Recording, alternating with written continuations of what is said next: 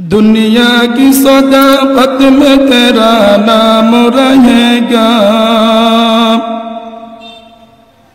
दुनिया की सदाकत में तेरा नाम रहेगा, सिद्दीक़ तेरा नाम से इस्लाम रहेगा।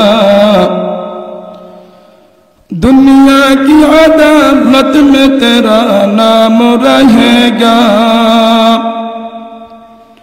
उमर फारूक तेरा नाम से इस्लाम रहेगा। दुनिया की सखावत में तेरा नाम रहेगा, उस्मान तेरा नाम से इस्लाम रहेगा।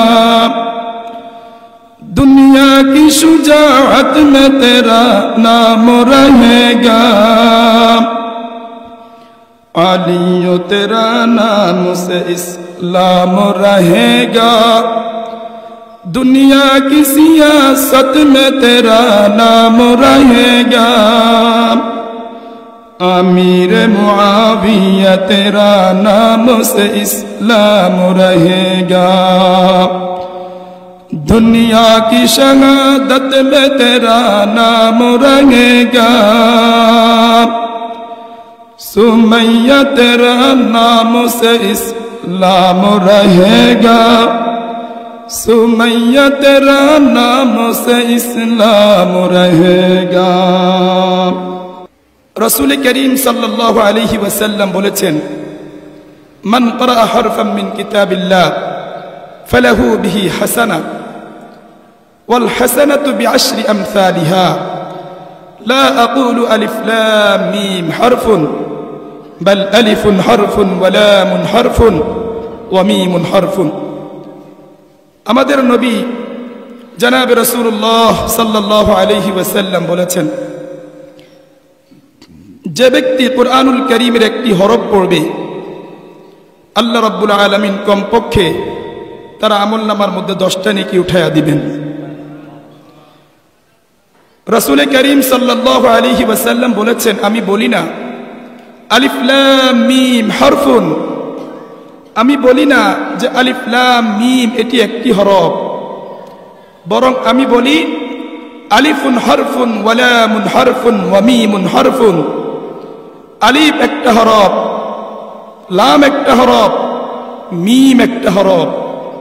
আল্লাহ তাআলার কোনো বান্দা বান্দি যদি পড়ে আলিফ লাম মিম, একটু পড়েন আলিফ লাম মিম।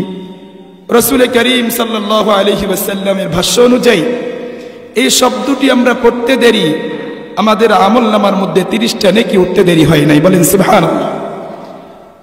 পৃথিবীর মধ্যে এমন কি আর কোনো গ্রন্থ আছে যে গ্রন্থের ব্যাপারে কেউ বলেছে এই গ্রন্থটির প্রতিটি হরফের বিনিময়ে সওয়াব আছে?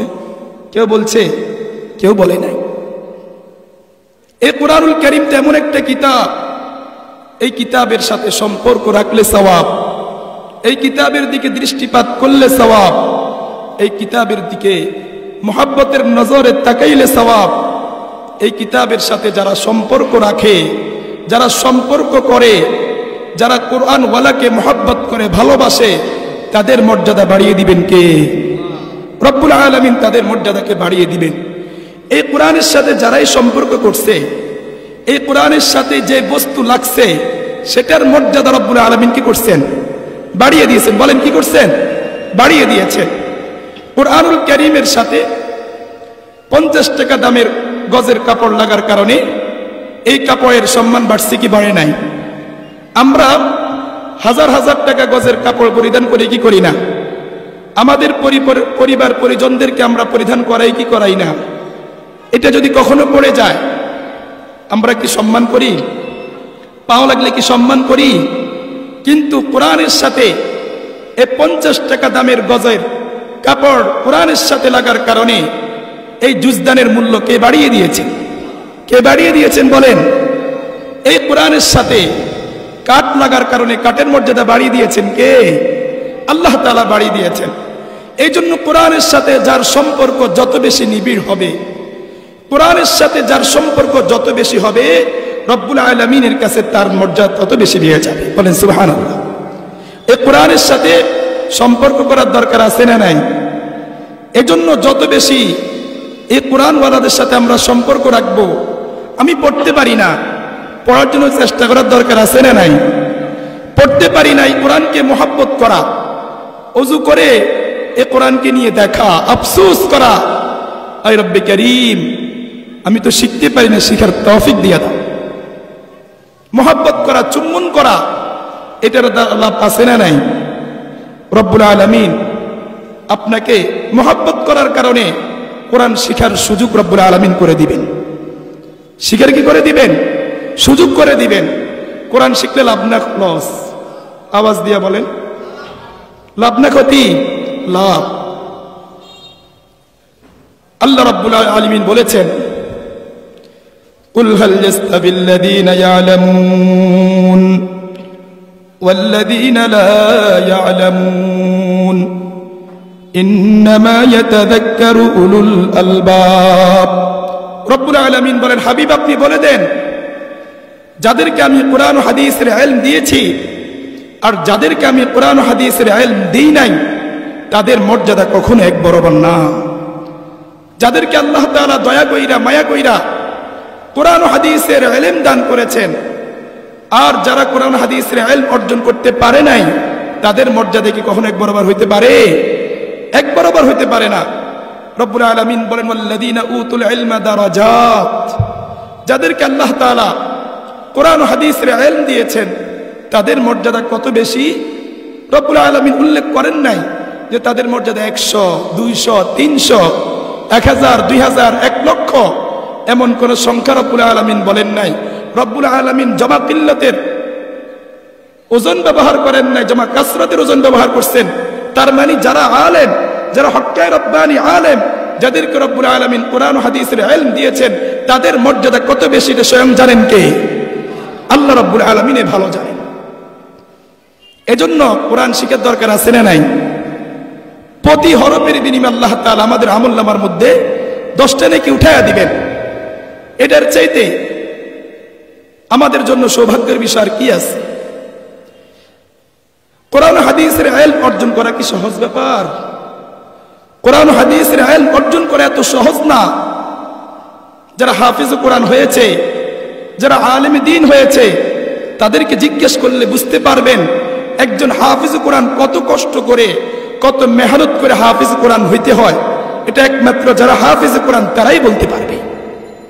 আপনারা দেখতে পারেন, আপনারা দেখতেছেন সেই গভীর রজনীতে উঠা রাতের 3টা থেকে নিয়ে শুরু করে আবার রাত 10টা পর্যন্ত মেহনত করে কোরআনের ছাত্ররা আওয়াজ দিয়ে বলেন ঠিক কিনা? সারাদিন পড়তেছে, কনকনে শীতের মধ্যে পড়তেছে। কত মেহনত করার পরে একজন হাফিজ কোরআন হয়। তো ইলমে দ্বীন এটা হলো কৃপণ একটা জিনিস, এটা সহজে আল্লাহ তাআলা কাউকে দান করেন না। ইলমে দ্বীন এটা সহজে কাউকে ধরা দেয় না। ইলমে দ্বীন এটা অর্জন করতে হয়, মেহনত করতে হয়, রবের কাছ থেকে চেয়ে নিতে হয়। আমি আর আপনি চাইলেই কি হাফিজ কোরআন হতে পারবো? আমার আপনার সন্তানকে আলেমে দ্বীন বানাইতে পারবো? হ্যাঁ সম্ভব। চেষ্টা করা, মেহনত করা, রবের কাছে দোয়া করা, রোনাজারি করা, তাহলেই আমার আপনার সন্তান কি হবে? হাফিজ কোরআন হবে ইনশাআল্লাহ। তো ইলমে দ্বীন অর্জন করা তো সহজ না। ইলমে দ্বীন অর্জন করা অনেক কঠিন। মুহাদ্দিসিনে কেরামরা বলতে পারবেন, যখন মুহাদ্দিসিনে কেরামরা হাদিসের পৃষ্ঠা উল্টান, একজনের নাম সবচেয়ে ভেসে আসে। তিনার নাম হচ্ছেন হযরত আবু হুরায়রা রাদিয়াল্লাহু তাআলা। নাম কি বলেন? হযরত আবু হুরায়রা রাদিয়াল্লাহু তাআলা আনহু এমন একজন সাহাবী, ইলমে দ্বীন অর্জন করার জন্য এত মেহনত করেছেন, এত চেষ্টা করেছেন, না খেয়ে না পড়ে ক্ষুধার তৃষ্ণা নিয়ে তিনি ইলমে দ্বীন অর্জন করেছেন। যার কারণে রব্বুল আলামিন তিনার মর্যাদা বাড়িয়ে দিয়েছেন। 5000-এর অধিক হাদিস বর্ণনা করেছেন হযরত আবু হুরায়রা রাদিয়াল্লাহু তাআলা আনহু। বলেন সুবহানাল্লাহ। হযরত আবু হুরায়রা রাদিয়াল্লাহু তাআলা আনহু বলতেছেন, আমি যখন আসহাবে সুফফার মধ্যে ছিলাম, আমার ক্ষুধা এত বেশি লাগছে, ইবাদত করার মতো যোগ্যতা আমি হারিয়ে ফেলছি। শক্ত হইয়া দাঁড়াইতে পারি না, ক্ষুধার তাড়নায় আর সহ্য করতে পারি না। মসজিদে নববীর দরওয়াজার সামনে আমি শুয়ে গেছি। সাহাবাই কেরাম মনে করতেছেন আমি হয়তো মির্গি রোগে আক্রান্ত। তৎকালীন যুগের নিয়ম ছিল, যারা মির্গি রোগে আক্রান্ত তাদেরকে জুতা দিয়ে চেপে ধরত, তখন তাদের মির্গি রোগ সেরে যেত। সাহাবাই কেরাম তাই করলেন। কিন্তু হযরত আবু হুরাইরা বলেন, আসলে তো আমি মির্গি রোগে আক্রান্ত ছিলাম না, ক্ষুধার তাড়না এত বেশি ছিল, ইবাদত করার মতো যোগ্যতা আমার ছিল না, দাঁড়িয়ে দাঁড়িয়ে যে নামাজ পড়বে যোগ্যতাও আমার ছিল না, যার কারণে আমি ইশার নামাজ আদায় করিয়া মসজিদে নববীর দরওয়াজার সামনে আমি শুয়ে গেছি। মুহতারাম হাজিরিন, সাহাবায়ে কেরাম একের পর এক মসজিদে নববী থেকে বের হচ্ছেন। আল্লাহু আকবার। এক পর্যায়ে হযরত আবু হুরায়রা রাদিয়াল্লাহু তাআলা আনহু বলেন, মসজিদে নববী থেকে বের হচ্ছেন হযরত ওমর ফারুক রাদিয়াল্লাহু তাআলা আনহু। হযরত ওমর ফারুক রাদিয়াল্লাহু তাআলা আনহু মসজিদে নববী থেকে বের হচ্ছেন। হযরত আবু হুরায়রাকে শো অবস্থায় দেখে বলতেছেন, আসসালামু আলাইকুম ওয়া রাহমাতুল্লাহ। হযরত আবু হুরায়রা সালামের উত্তর দিয়া হযরত ওমরের দিকে তাকাইয়া আছে। হয়তো ওমর বলবে, আবু হুরায়রা আপনি ক্ষুধার্ত, আমার সাথে চলেন, রাত্রে বেড়ার খাবার আমার ঘরে খাইয়েন। মুহতারাম হাজিরিন, হযরত আবু হুরায়রা রাদিয়াল্লাহু তাআলা আনহু বলেন, আমি ওমরের দিকে তাকাইলাম, ওমরের চেহারার দিকে তাকাইলাম। ওমরের চেহারার দিকে তাকানোর পর আমার বুঝতে বাকি নাই, মনে হয় যেন হযরত ওমরও 2-4 দিন খানা খান নাই, তিনার মুখটাও শুকনা। মুহতারাম হাজিরিন, এরপরে মসজিদ নববী থেকে বের হচ্ছিলেন খলিফাতুর রাসূল হযরত আবু বকর সিদ্দিক রাদিয়াল্লাহু তাআলা আনহু। তিনি হযরত আবু হুরায়রাকে সালাম দিলেন। হযরত আবু হুরায়রাও সালামের উত্তর নিলেন। উত্তর দেওয়ার পরে হযরত আবু হুরায়রা হযরতে সিদ্দিক রাদিয়াল্লাহু তাআলা আনহুর চেহারার দিকে তাকাইলেন। তিনার চেহারার মধ্যে ক্ষুধার ছাপ। মুহতারাম হাজিরিন, এরপরে মসজিদ নবী থেকে বের হচ্ছিলেন সরকার দো আলম নবী, দো জাহানের সরদার, রহমাতুল লিল আলামিন, আখির নবী, তাজদার মদিনা, মুহাম্মাদুর রাসূলুল্লাহ সাল্লাল্লাহু আলাইহি ওয়াসাল্লাম বের হচ্ছিলেন। আর হযরত আবু হুরায়রার মাথার মধ্যে হাত দিয়ে রাইখা বলতেছেন, আবু হুরায়রা তুমি বুঝি ক্ষুধার্ত? হযরত আবু হুরায়রা বললেন, ও আল্লাহর রাসূল, ক্ষুধার তাড়নায় আর দাঁড়াইতে পারি না, এই জন্য আমি শুয়ে গেছি। মুহতারাম হাজিরিন, রাসূল করিম সাল্লাল্লাহু আলাইহি ওয়াসাল্লাম হযরত আবু হুরায়রা রাদিয়াল্লাহু তাআলা আনহুকে বললেন, আবু হুরায়রা চলো আমার সাথে, চলো আমার বাসায় চলো। মুহতারাম হাজিরিন, আল্লাহু আকবার। রাসূল আবু হুরায়রাকে রাসূলের বাসায় নিয়ে গেলেন। নিয়ে যাওয়ার পরে আল্লাহর রাসূল এক পেয়ালা দুধ নিলেন। এক পেয়ালা দুধ নেওয়ার পরে হযরত আবু হুরায়রা রাদিয়াল্লাহু তাআলা আনহুকে বললেন, আবু হুরায়রা তোমার মতো আসহাবে সুফফার মধ্যে আর কোনো ক্ষুধার্ত আসেনি? হযরত আবু হুরায়রা বললেন, ও আল্লাহর রাসূল, আসহাবে সুফফার মধ্যে আর অনেক সাহাবায়ে কেরাম আছে ক্ষুধার্ত। আল্লাহর রাসূল বললেন, আবু হুরায়রা সবাইকে দাওয়াত দিয়ে নিয়ে আসো। হযরত আবু হুরায়রা বলেন, আমি মনে মনে ভাবতেছিলাম মাত্র 1 গ্লাস দুধ, কয় গ্লাস দুধ বলেন না, মাত্র 1 গ্লাস দুধ, 1 পেয়ালা দুধ, এটা তো আমারও হবে না। আল্লাহর রাসূল বলতেছেন, আসহাবে সুফফার মধ্যে যত সাহাবায়ে কেরাম আছে সকলকে ডাকার জন্য। মুহতারাম হাজিরিন, হযরত আবু হুরায়রা আসহাবে সুফফার মধ্যে যত সাহাবায়ে কেরাম ছিলেন সকলকে ডেকে আনলেন। আনার পরে আল্লাহর রাসূল বলেন, আবু হুরায়রা তুমি এক এক করে সাহাবায়ে কেরামদেরকে পান করাইতে থাকো। মুহতারাম হাজিরিন, হযরত আবু হুরায়রা রাদিয়াল্লাহু তাআলা আনহু প্রত্যেক সাহাবায়ে কেরামদেরকে পান করাইলেন। সকলেই পরিতৃপ্ত হয়ে গেছে। এরপরে আল্লাহর রাসূল বলেন, আবু হুরায়রা এবার তুমি পান করো। আল্লাহু আকবার। হযরত আবু হুরায়রা পান করলেন। আল্লাহর রাসূল বলেন, আবু হুরায়রা তুমি আবার পান করো। 3 বার পান করলেন। হযরত আবু হুরায়রা বলেন, আমি পরিতৃপ্ত হয়ে গেছি। এরপরে আল্লাহু আকবার, আমি দেখলাম রাসূলের মুজিজা দেখেন, এত সাহাবায়ে কেরাম পান করছে, এক পেয়ালা দুধ থেকে বিন্দু পরিমাণও দুধ কমে নাই। এরপরে আল্লাহর রাসূল পান করলেন। তো বলতেছিলাম, ইলমে দ্বীন অর্জন করা সহজ নয়, ইলমে দ্বীন অর্জন করা অনেক কঠিন, অনেক মেহনত করতে হয়, অনেক মুজাহাদা করতে হয়। একজন হাফিজ কোরআনকে জিজ্ঞাসা করেন কোরআন মুখস্থ করতে তার কত কষ্ট হয়েছে। মুহতারাম হাজিরিন, কাহারো 2 বছর লাগে, কাহারো 3 বছর লাগে, কাহারো 5 বছর লাগে, কাহারো আবার 10 বছরও লাগে। কত চেষ্টা, কত মেহনত করার পরে একজন হাফিজ কোরআন হয়। এজন্য মুহতারাম হাজিরিন, হাফিজ কোরআনের মর্যাদা রব্বুল আলামিনের কাছে অনেক বেশি। আল্লাহর রাসূল বলেন, কিয়ামতের ময়দানে হাফিজ কোরআনকে বলা হবে, ইউকালু লিসাহিবিল কুরআন ইকরা ওয়ারতাকি ওয়ারাত্তিল কামা কুনতা তুরাত্তিল ফিদ দুনিয়া ফাইন্না মানজিলাকা ইনদা আখিরি আয়াতিন তাকরাউহা। আল্লাহর রাসূল সাল্লাল্লাহু আলাইহি ওয়াসাল্লাম বলেছেন, কিয়ামতের ময়দানে হাফিজ কোরআনকে বলা হবে, ও হাফিজ কোরআন, ইকরা পড়তে থাকো, চড়তে থাকো, ওয়ারাত্তিল তিলাওয়াত করতে থাকো, কামা কুনতা তুরাত্তিল ফিদ দুনিয়া, দুনিয়ার মধ্যে যেমন তুমি কুরআনুল কারীমের তেলাওয়াত করেছো। ও হাফিজ কোরআন, তোমার কুরআনুল কারীমের তেলাওয়াত শোনার পরে অনেক মানুষের আত্মা প্রশান্তি লাভ করেছে, অনেক মানুষের অন্তর শিথিল হয়েছে। তোমার কুরআনুল কারীমের তিলাওয়াত শুনে অনেক মানুষ তাদের সন্তানকে হাফিজ কোরআন বানাইছে, আলেমে দ্বীন বানাইছে।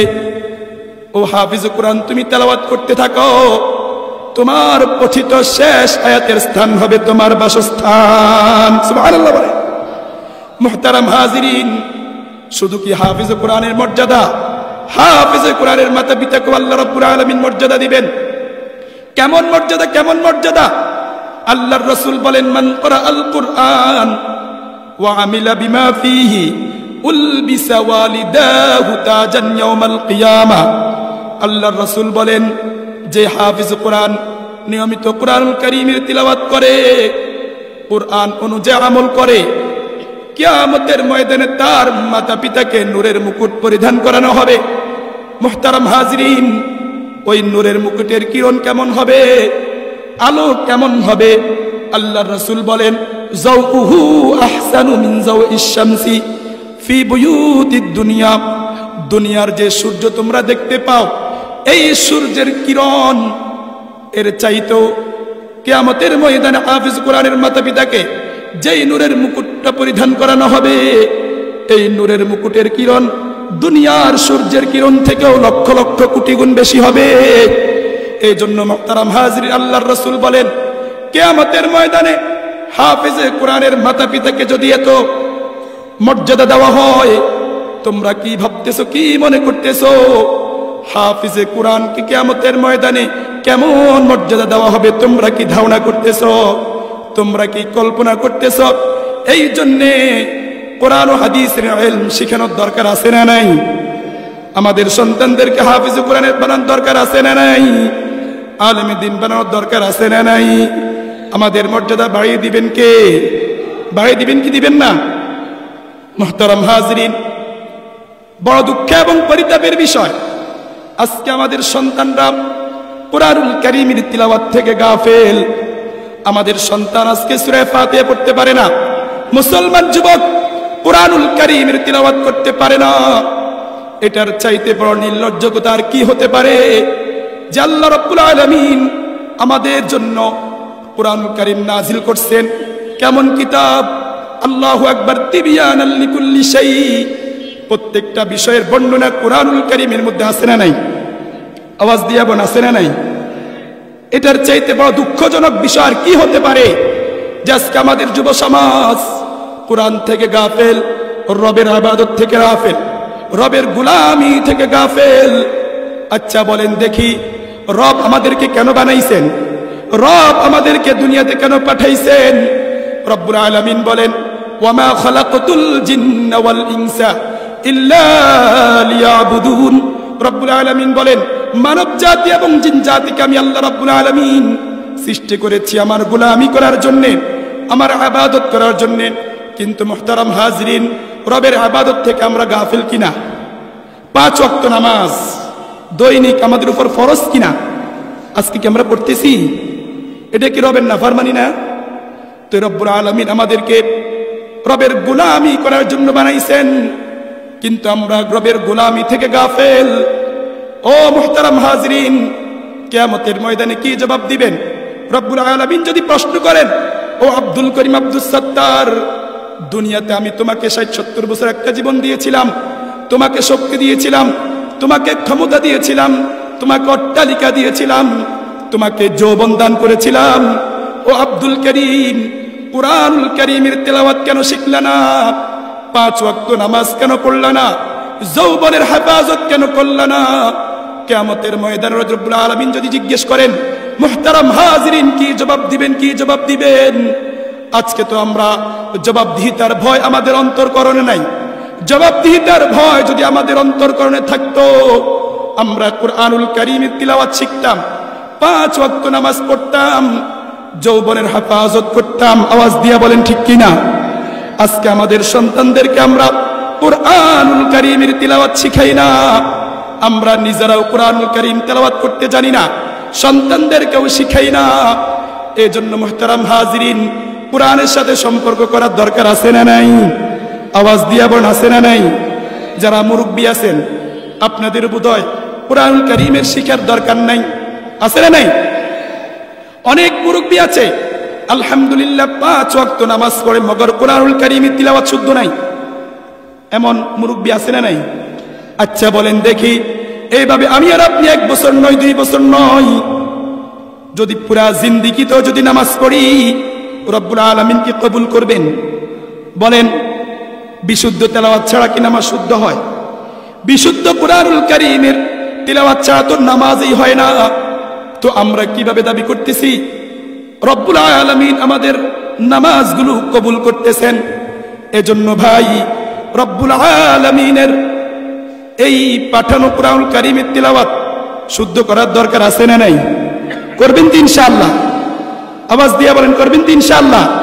আল্লাহু আকবার। মসজিদের ইমামকে বলবেন, ও ইমাম সাহেব, আমাকে কুরআনুল কারীমের তিলাওয়াত শিখান, আমাকে নামাজ শিখান, আমাকে ওযু শিখান।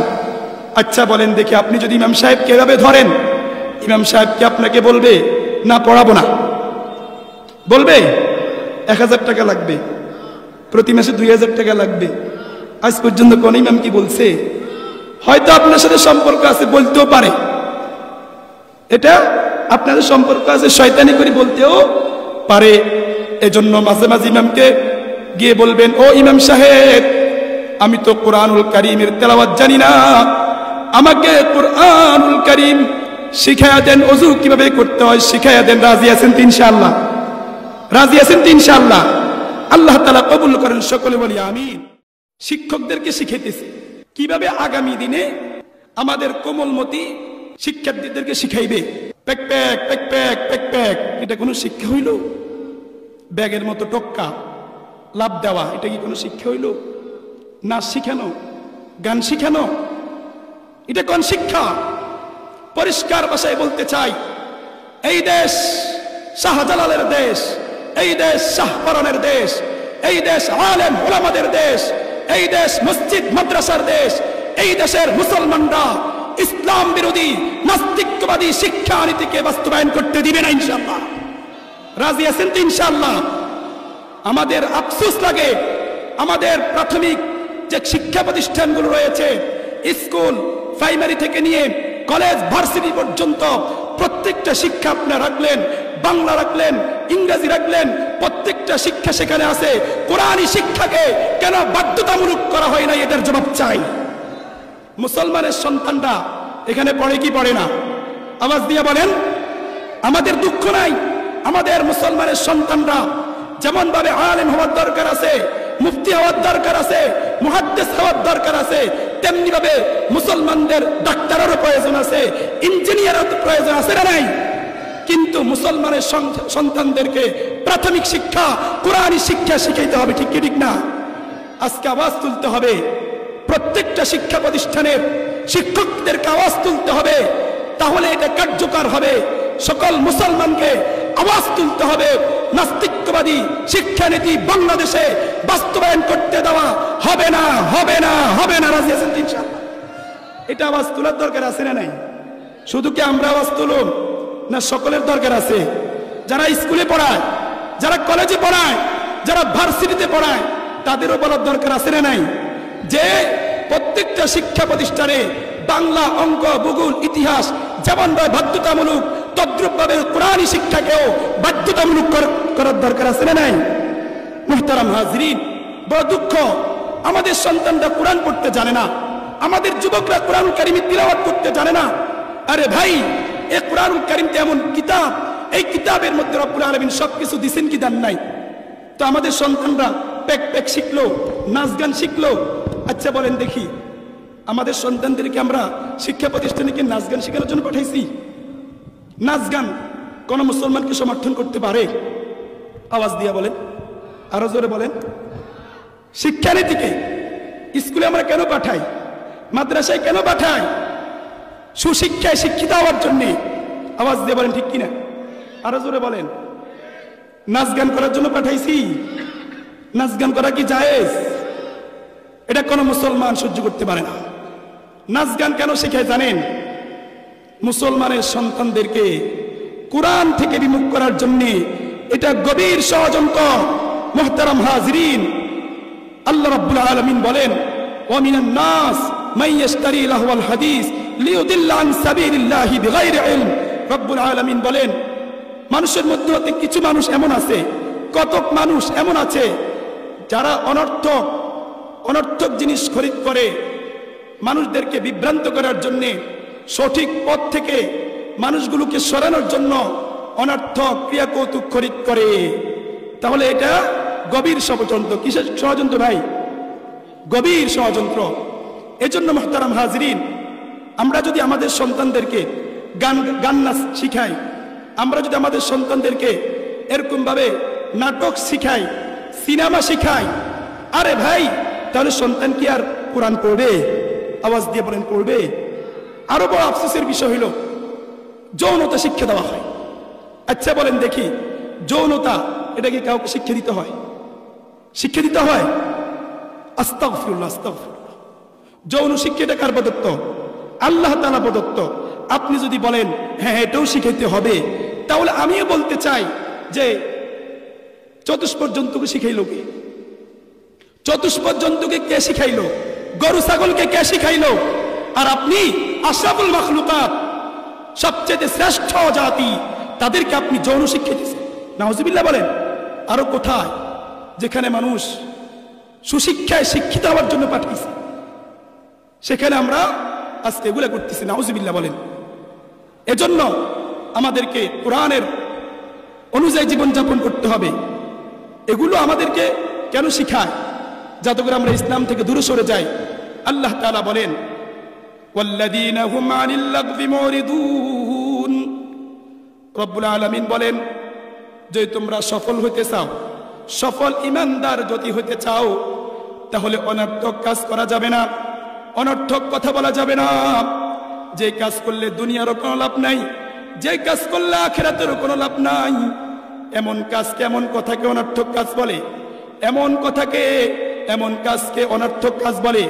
আচ্ছা বলেন দেখি, গান বাজনা শিখলে, গান বাজনা করলে দুনিয়ার কি লাভ আর আখিরাতের কি লাভ? নাচ গান এটা অনর্থক কাজ। অশ্লীল ভিডিও দেখা, নাটক দেখা, সিনেমা দেখা, এটাই কোন সভ্য মানুষের কাজ হইতে পারে? বলেন, সভ্য মানুষের কাজ হইতে পারে? মুহতারাম হাজিরিন, তাস খেলা, জুয়া খেলা, সুদ খাওয়া, ঘুষ খাওয়া, মিথ্যা কথা বলা, পরনিন্দা করা, অবৈধ প্রেমপ্রীতি করা, অবৈধ ভালোবাসার সম্পর্ক জড়ানো, এটাই কোন সভ্য মানুষের কাজ না অসভ্য মানুষের কাজ? রব্বুল আলামিন বলেন, সফল ইমানদার যদি হইতে চাও, ওয়াল্লাযীনা হুম আনিল লাগবি মুরিদুন, রব্বুল আলামিন অনর্থক কাজ করা যাবে না, অনর্থক কথা বলা যাবে না। এই জন্য আমার মা বোনেরা যারা পর্দার আড়াল থেকে শুনতেছেন, আমাদের অনেক মা বোনও এখন নাটক নিয়ে ব্যস্ত। আল্লাহু আকবার, তারা এখন কোরআন কারীমের তিলাওয়াত করে না। আমরা আগে দেখতাম আমাদের পুরুষরা কোরআন কারীমের তিলাওয়াত না করলেও আমাদের মা বোনেরা নিয়ম মাফিক কি করতো? কোরআন কারীমের তিলাওয়াত করতে। এটাও এখন উঠে গেছে, এটাও কি উঠে গেছে? আমার যুবক ভাইরা, আমার তরুণ ভাইরা, আপনারা হচ্ছেন আগামী দিনের ভবিষ্যৎ। আওয়াজ দিয়ে বলেন ঠিক নেই? আমাদের যুব সমাজ, আমাদের তরুণ তরুণী, আমাদের নতুন প্রজন্ম আগামী দিনের ভবিষ্যৎ। আমাদের যুব সমাজ, আমাদের তরুণ তরুণী এবং কি নিয়ে ব্যস্ত? আল্লাহু আকবার, নাটক নিয়ে ব্যস্ত, সিনেমা নিয়ে ব্যস্ত, বলতে লজ্জা হয়, পর্নোগ্রাফি নিয়ে ব্যস্ত, উলঙ্গপনা নিয়ে ব্যস্ত, অবৈধ ভালোবাসা নিয়ে ব্যস্ত। এই জন্য নতুন প্রজন্ম দিয়ে ভালো কোনো কিছু আশা করা যায় না।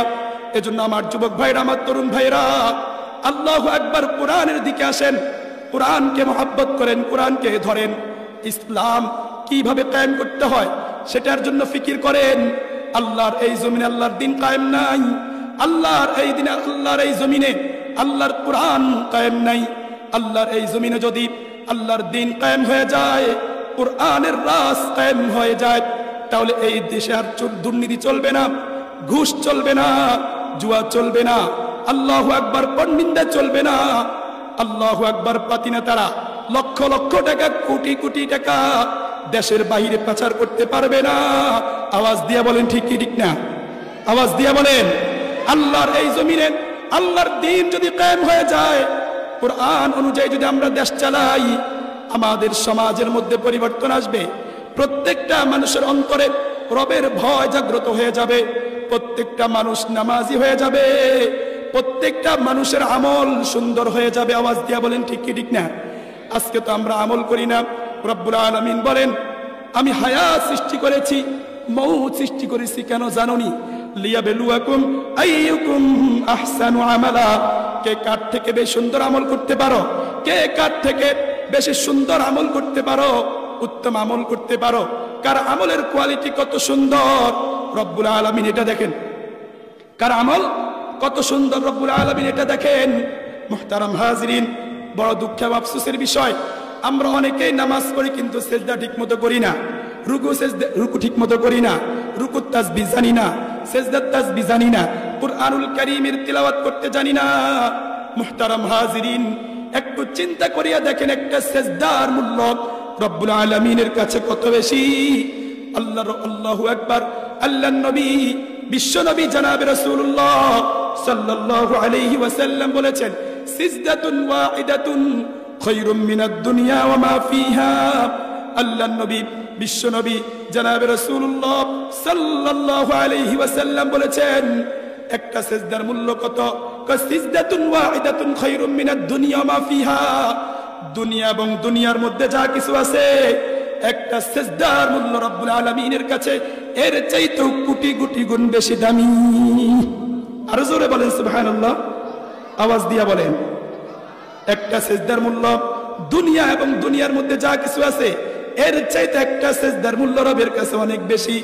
আমি যদি সিজদা যাইয়া দুনিয়ার ফিকির করি, সিজদার তাসবিহ যদি আমি না পড়ি, রবের কাছে সিজদা কবুল হবে না। একটা সিজদার মূল্য কত, কিন্তু আমরা সঠিকভাবে কি দেই না, সিজদা দেই না। মুহতারাম হাজিরিন, এই জন্য আমরা ইবাদতের মধ্যে মজা পাই না, ইবাদতের মধ্যে স্বাদ পাই না। আল্লাহু আকবার। আমাদের আকাবের দিন যারা ছিল, তারা গুনাহমুক্ত জীবন যাপন করছেন, তাদের তাকবীরে উলা ছুটে নাই, তাদের তো তাহাজ্জুদের নামাজ ছুটে নাই। সুন্নতের পূর্বের আল্লাহু আকবার, আসরের নামাজের পূর্বের সুন্নত পর্যন্ত তাদের ছুটে নাই। আজকে আমরা তাকবীর উলার সাথে নামাজও পড়তে পারি না। আল্লাহু আকবার। খাজা কুতুবউদ্দিন বখতিয়ার কাকি রহমতুল্লাহ আলাইহি, যার নামে দিল্লির কুতুব মিনার এখনো দাঁড়িয়ে আছে, খাজা কুতুবউদ্দিন কাকি রহমতুল্লাহ আলাইহি মৃত্যুর আগে তিনার সন্তানদেরকে, খলিফা যারা ছিল তাদেরকে ডেকে আনে বললেন, ও খলিফারা, ও আমার সন্তানেরা খেয়াল করো, আমি যদি মারা যাই তাহলে আমার জানাজার নামাজ যে পড়াবে তার কাছে 4টা শর্ত থাকতে হবে। কয়টা শর্ত? 4টা শর্ত। যার কাছে পাওয়া যাবে সে আমার জানাজার নামাজ পড়াবে। আর যদি এমন শর্তগুলো কারো কাছে না পাও তাহলে বিনা জানাজায় তোমরা আমাকে দাফন করিয়ে দিও।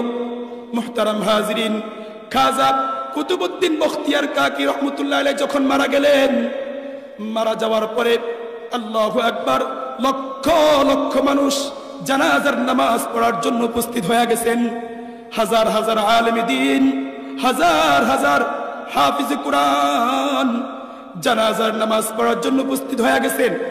আপনারা তো সোশ্যাল মিডিয়ার কল্যাণে দেখেছেন, আমাদের আকাবের দিন যখন দুনিয়া থেকে বিদায় নিয়ে চলে যায়, আল্লাহু আকবার, তাদের জানাজার মধ্যে লক্ষ লক্ষ মানুষের সমাগম হয় কি হয় না?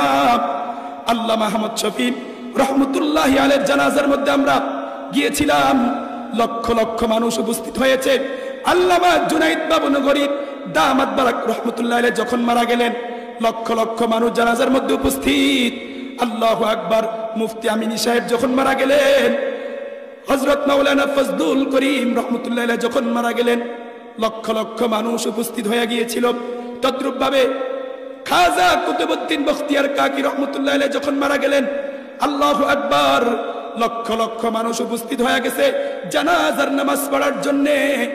আল্লাহু আকবার, হযরতের খলিফা দাঁড়ায় বললেন, খাজা কুতুবউদ্দিন বখতিয়ার কাকি রহমতুল্লাহি আলাইহি জানাজার নামাজ পড়ানোর জন্য 4টা শর্ত। 1 নম্বর শর্ত হলো যার কখনো তাকবীর উলা ছুটে নাই। 2 নম্বর শর্ত যার কখনো তাহাজ্জুদের নামাজ ছুটে নাই। 3 নম্বর শর্ত যার কখনো আসরের পূর্বের সুন্নত ছুটে নাই।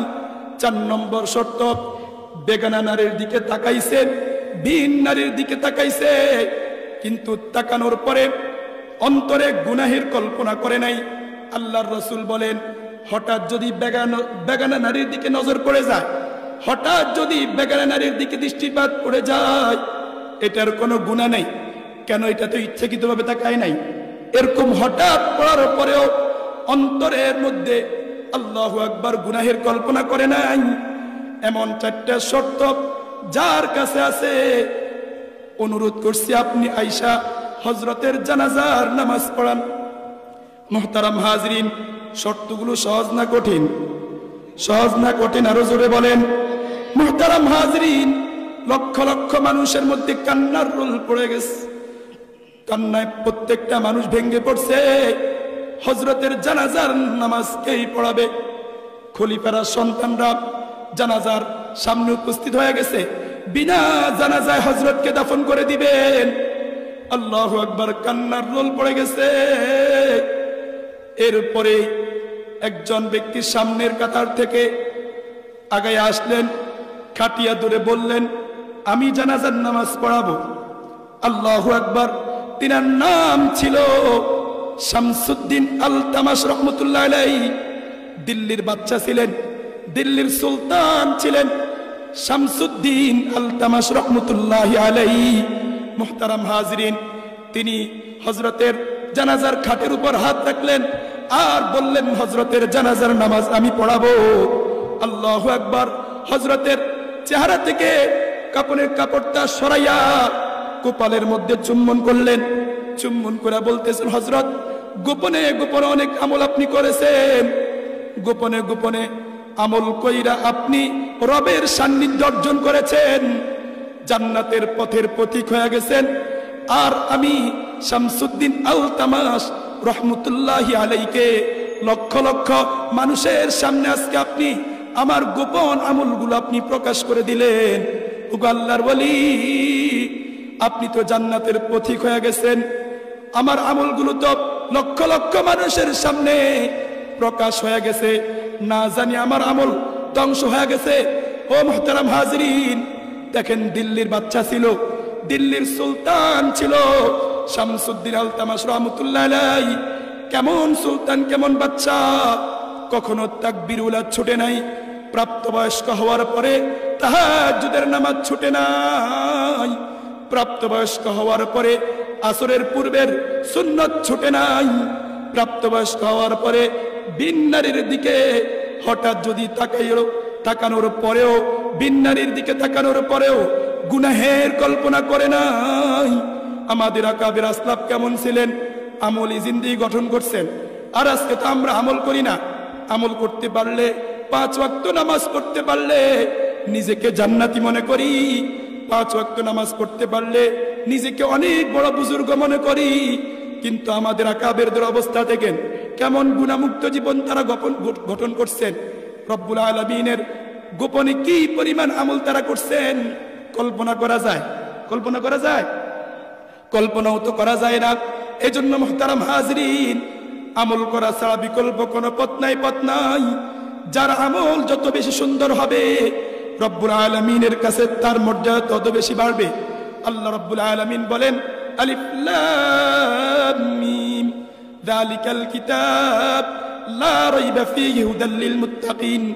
এটি এমন একটি কিতাব, এই কিতাবের মধ্যে কোনো ভুল নাই, মুত্তাকিনদের জন্য এটা হিদায়াত স্বরূপ।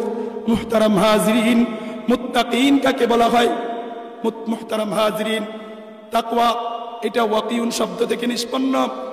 অর্থ হচ্ছে বিরত থাকা, সজাগ থাকা, সতর্ক থাকা, গুনাহ থেকে বিরত থাকা। গুনাহ থেকে কি? বিরত থাকা। শরীয়তের পরিভাষায় তাকওয়া বলা হয় মনোবৃত্তির সকল কামনা বাসনা ত্যাগ করে মহামহিয়ান আল্লাহ সুবহানাহু ওয়া তাআলাকে ভয় করার নাম মুত্তাকি। মনোবৃত্তির সকল কামনা বাসনা ত্যাগ করে মহামহিয়ান আল্লাহ সুবহানাহু ওয়া তাআলাকে ভয় করার নাম কি বলেন? তাকওয়া। তাকওয়ার ব্যাখ্যা অনেকেই অনেকভাবে দিয়েছেন। অনেকেই কি দিয়েছেন? অনেকভাবে দিয়েছেন।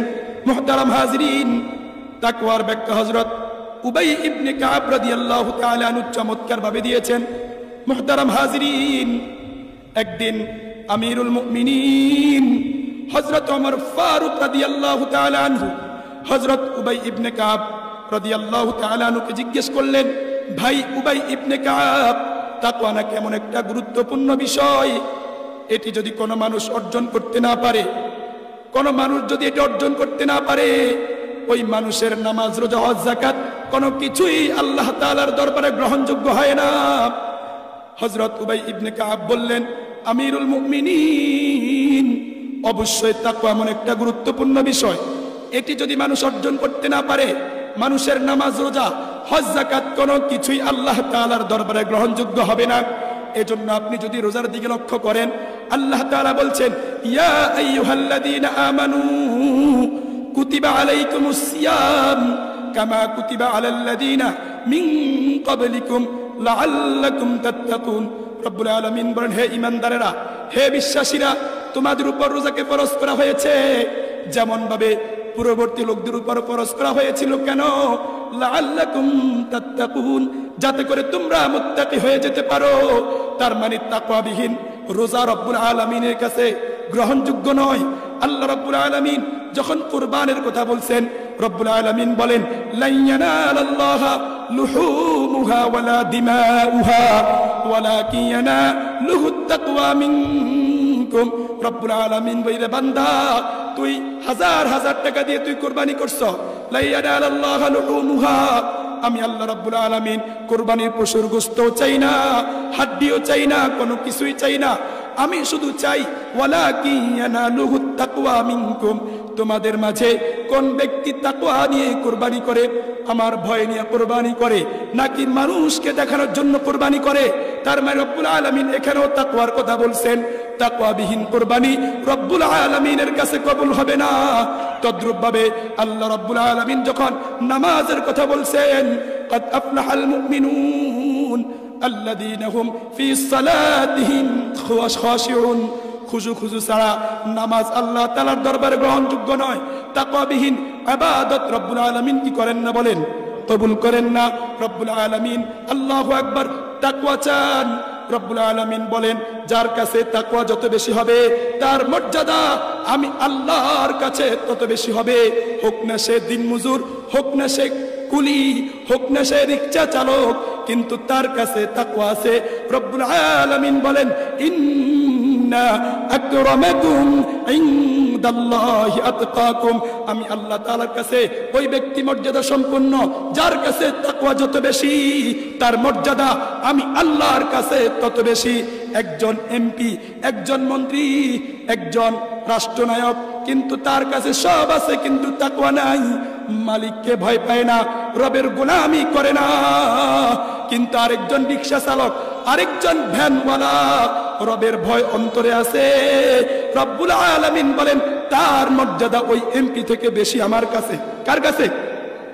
এমপিকে, মন্ত্রীকে, প্রধানমন্ত্রীকে সারা পৃথিবীর মানুষ মর্যাদা দিতে পারে, তাকওয়া যদি না থাকে আমি আল্লাহ তাকে সাপোর্ট করতে পারি না। আওয়াজ দিয়া বলেন ঠিক নেই?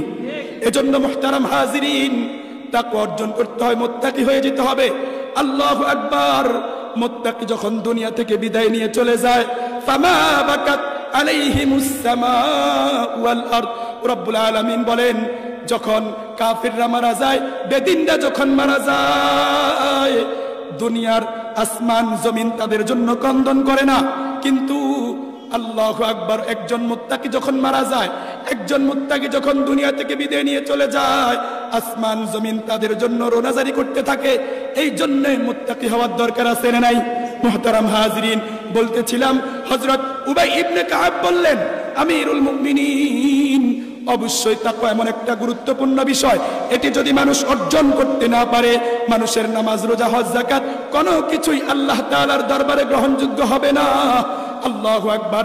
আমিরুল মুমিনিন বললেন, ভাই উবাই ইবনে কাব, আপনি কি আমাকে একটু বুঝিয়ে বলবেন তাকওয়া কাকে বলা হয়? তাকওয়ার ব্যাখ্যা বিশ্লেষণ কি? হযরত উবাই ইবনে কাব বললেন, আমিরুল মুমিনিন, আপনি কি কখনো এমন পথ দিয়ে হেঁটেছেন যেই পথটা অত্যন্ত সংকীর্ণ, তার আশেপাশে ছিল অসংখ্য গণিত কাটা, এমন গিরিপথ আপনি কি কখনো অতিক্রম করেছিলেন? হযরত আল্লাহু আকবার, আমিরুল মুমিনিন হযরত ওমর ফারুক রাদিয়াল্লাহু তাআলা আনহু বলেছিলেন, ভাই উবাই ইবনে কাব, অবশ্যই আমি এমন গিরিপথ অতিক্রম করেছি যার দুই পাশে কাটা ছিল, এমন পথ আমি অতিক্রম করেছি। হযরত উবাই ইবনে কাব বললেন, আমিরুল মুমিনিন, আপনি যখন ওই পথ অতিক্রম করলেন আপনি কিভাবে করলেন? হযরত ওমর ফারুক রাদিয়াল্লাহু তাআলা আনহু বলেছিলেন, ভাই উবাই ইবনে কাব, আমি যখন ওই পথ অতিক্রম করি, আমি আমার কাপড় চোপড়কে অত্যন্ত গুছিয়ে, অত্যন্ত সন্তর্পণে আমি ওই পথ অতিক্রম করেছি। কেন? যাতে করে ওই পথের দুই পাশের কাটার আঘাতে আমার শরীর ক্ষতবিক্ষত হয়ে না যায়, আমার কাপড় চোপড় ছেয়ে না যায়। এই জন্যে অত্যন্ত সন্তর্পণে, অত্যন্ত সতর্কতার সাথে আমি ওই পথ অতিক্রম করেছি। হযরত উবাই ইবনে কাব বললেন, আমিরুল মুমিনিন, তাকওয়ার জন্য এর চাইতে উত্তম উদাহরণ আর কি হতে পারে? এটাই তো তাকওয়ার জন্য সবচেয়ে বড় উদাহরণ।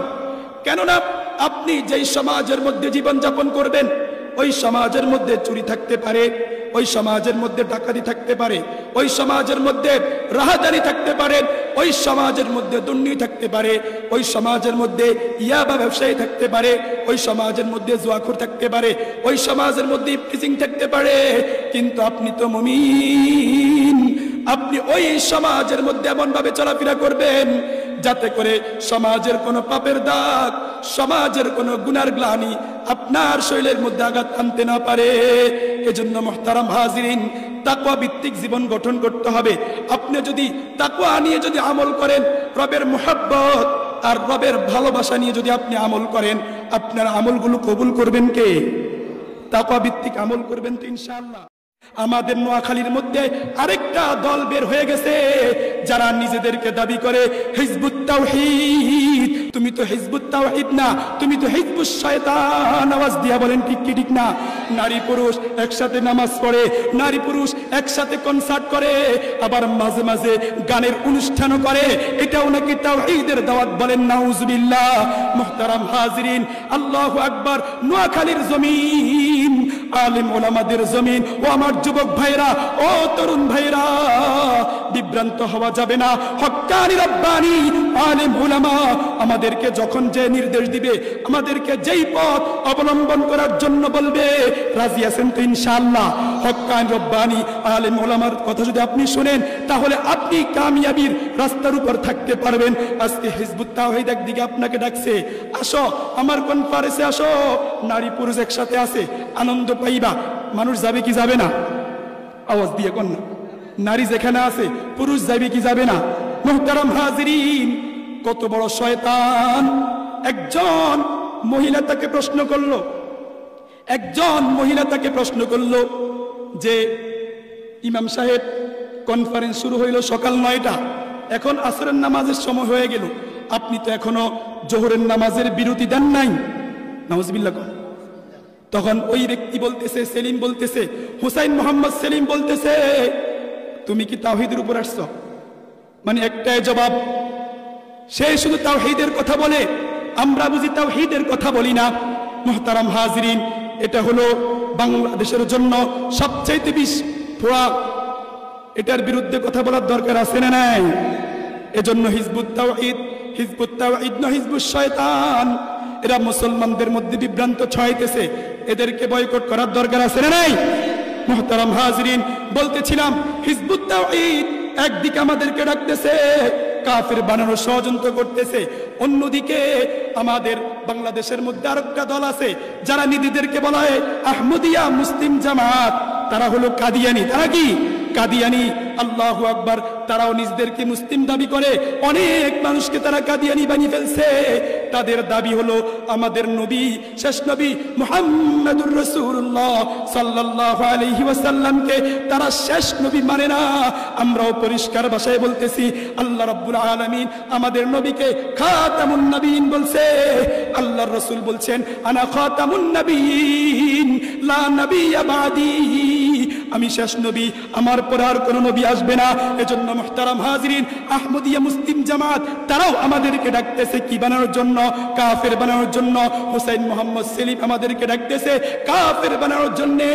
অন্যদিকে শিয়ারা ডাকতেছে শিয়া হওয়ার জন্য, যারা সাহাবায়ে কেরাম বিদ্বেষী, সাহাবায়ে কেরামের বিরুদ্ধে কথা বলে। শিয়া আমাদের বাংলাদেশে আছে না নাই? আওয়াজ দিয়া বলেন, আছে না নাই? মুহতারাম হাজিরিন, আপনার ঈমানকে ধ্বংস করার জন্য, আপনার ঈমানকে ধ্বংস করার জন্য চতুর্দিক থেকে আল্লাহু আকবার ঘিরে আছে। যুব সমাজকে নষ্ট করে দেওয়ার জন্য নাচ গানের সয়লাব করে দিছে। যুব সমাজকে নষ্ট করার জন্য ইয়াবার সয়লাব হয়ে গেছে। কিশোর গ্যাং তৈরি করে দিছে। আওয়াজ দিয়া বলেন ঠিক নি? প্রত্যেকটা পাড়ায় পাড়ায় কিশোর গ্যাং আছে না নাই? এই কিশোর গ্যাংয়ের মাধ্যমে আমাদের নতুন প্রজন্মকে নষ্ট করার এক গভীর ষড়যন্ত্র চলতেছে। এই কিশোর গ্যাং কি করে জানেননি? এরা আল্লাহু আকবার, এরা সমাজের মধ্যে যত ধরনের যত ক্রাইম আছে এদের দ্বারা সংগঠিত হয়। এরা যত ধরনের যত নিকৃষ্টমূলক কাজ এরা সব কিছু করে। এজন্য আমার যুবক ভাইরা, আমার তরুণ ভাইরা, ইসলামের দিকে আসেন। আল্লাহু আকবার। ইসলামের পক্ষে আমাদেরকে থাকতে হবে, কোরআনের পক্ষে থাকতে হবে। আওয়াজ দিয়া বলেন ঠিক কি ঠিক না? আমাদের ঈমানকে ধ্বংস করার জন্য গভীরভাবে ষড়যন্ত্র চলতেছে। আওয়াজ দিয়ে বলেন ঠিক কি ঠিক না? এই জন্য আমাদের শিক্ষানীতিকে ধ্বংস করার প্রায় তারা চলতেছে। আমাদের যুবকগুলোকে ধ্বংস করার জন্য গভীরভাবে ষড়যন্ত্র চলতেছে।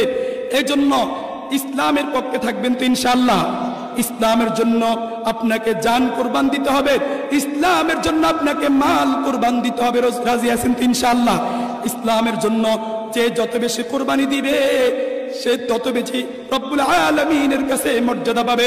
এজন্য প্রত্যেকটা মুসলমানদের শাহাদাতের তামান্না করা উচিত। ইসলাম যেখানে প্রশ্নবিদ্ধ হবে, ইসলামকে যেখানে আল্লাহু আকবার তুচ্ছ তাচ্ছিল্য করা হবে, ইসলামের বিরুদ্ধে যে কুলাঙ্গার কথা বলবে তাদের বিরুদ্ধে আমাদেরকে কথা বলতেই। আওয়াজ দিয়ে বলেন ঠিক কি ঠিক না? এজন্য মুহতারাম হাজিরিন, আজকে ইসলামের বিরুদ্ধে নাস্তিকবাদরা আমার আল্লাহকে গালি দেয়, আমার রাসূলকে গালি দেয়, মুসলমানদের বিরুদ্ধে ষড়যন্ত্র করে কি করে না? কিন্তু আমাদেরকে যদি নীরব ভূমিকা পালন করি আমরা, তাহলে আমাদের ইজ্জত বাঁচবে। এই ইসলামের জন্য, কোরআনের জন্য, আল্লাহর এই জমিনে আল্লাহর দ্বীন কায়েম করার জন্য যদি আমাদেরকে মাল লুটায় দিতে হয়, যাওয়ার জন্য প্রস্তুত আছেন তো ইনশাআল্লাহ? যদি জান কুরবান দিতে হয় রাজি আছেন তো ইনশাআল্লাহ? আল্লাহ তাআলা আমাদেরকে ইসলাম অনুযায়ী জীবন যাপন করার তৌফিক দান করেন। ওয়া আখির দাওয়ানা আলহামদুলিল্লাহি রাব্বিল আলামিন।